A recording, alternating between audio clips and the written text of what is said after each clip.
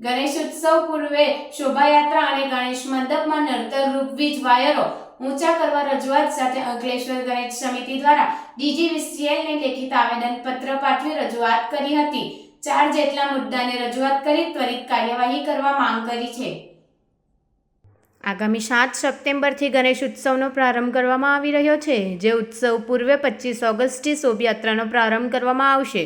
જે શોભાયાત્રા અને ગણેશ ઉત્સવમાં અડચણરૂપ વાયરો અંગે અંકલેશ્વર ગણેશ સમિતિ દ્વારા 5 ઓગસ્ટના રોજ સવારે 11 કલાકે આવેદનપત્ર પાઠવવામાં આવ્યું છે.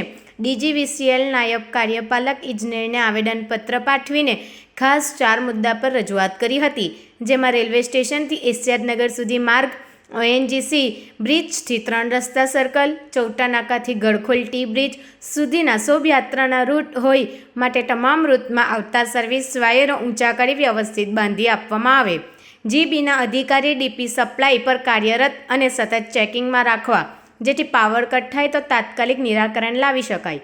વિસર્જનના દિવસે ચૌટા બજારથી અંકલેશ્વર શહેર પોલીસ સ્ટેશનથી ભરૂચી નાકા સુધીના રૂટ પર સર્વિસ કેબલ ઊંચા કરી આપવા તેવી માંગ સાથે ત્વરિત અસરથી નિરાકરણ લાવી યોગ્ય કાર્યવાહી કરવા આવેદનપત્ર પાઠવવામાં આવ્યું હતું.